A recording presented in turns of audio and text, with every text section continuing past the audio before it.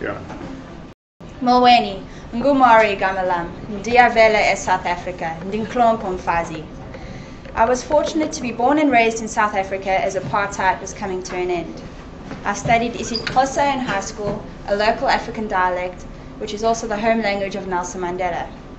I was also on the track team, which allowed me the opportunity to train with black students. My nickname was Inyama, meaning meat. They used to cheer me on during a race, shouting, Baleka Inyama, meaning run meat. The roots of apartheid were enforced when the Dutch and the British colonized South Africa.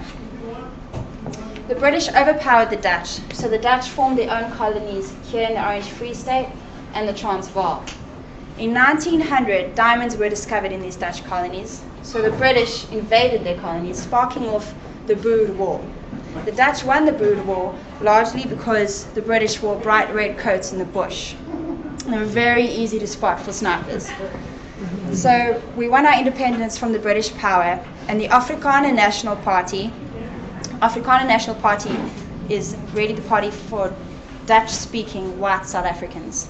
They won majority in parliament and came up with the idea for grand apartheid, which became a law in South Africa starting in the 60s. And for 40 years, grand apartheid, meaning the idea of grand separation, was a law in South Africa. The first law was the Bantu Act. Black South Africans were forced to live in what was called black homelands. Here in the Transkei, and the Ciskei, and the Transvaal, and Botswana, the blacks were forced to live. All the whites were allowed to roam free in all the white areas that you see over here. Bear in mind, very important, that the black population at the time in 1978 was 19 million, while there were only 4.5 million whites allowed to roam free. Ek sal liewerste wit en arm wees as integreerd en ryk. Meaning, I would rather be white and poor than integrated and rich, said Hendrik Verwoerd, our Prime Minister in the 60s.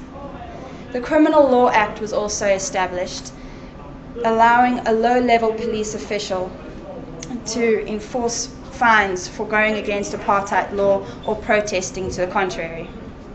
Fines included being imprisoned for up to 6 months without a trial, whippings, and even death. A striking example of the Criminal Law Act was the Sharpeville massacre, where 69 people were shot dead, 8 women and 10 children. 185 shots were fired. 155 of these shots entered their bodies from their backs. After this happened, the ANC, the African National Congress, made it clear that they were not going to allow the blacks to enter into this kind of situation again and go unprotected during a protest. Nelson Mandela was president of the ANC and also their military division, which was formed, and he was imprisoned for 26 years for opposing apartheid law. During his trial, he's famous for saying, "Government violence only breeds counter-violence."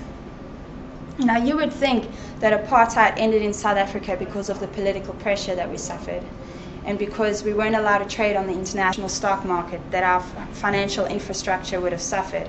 But it really didn't. This is not what ended apartheid in South Africa.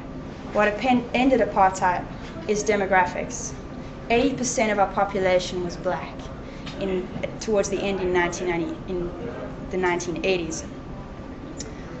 So what ended apartheid was that 80% of the population was forced to live in these small shanty towns and at the same time still provide domestic work all in the white areas and then be bussed back into their black homelands. So apartheid ended in South Africa in 1994 when Nelson Mandela became our president and we became a democratic society. Last August, I met Sivu Makungo. He's a lawyer for the South African consulate between the UN and South Africa. We were just having a regular conversation. He's a black man from, actually my hometown's right here in Port Elizabeth, and he said, I asked him, what is the difference, or how did it affect you being black in South Africa and growing up? He said he doesn't see skin color. To him, that all people are the same. he says the outward doesn't matter. So I said to him, no, not true, because if I was raped and beaten in the street, it would be headline news. If it happened to you, no one would care. Cebu said to me, no, the white man suffered more because he had to chase us and beat us down, while all we had to do was run and hide, whereas the white man took that hatred back to his family. So in the end, the white man has more healing to do. Thank you.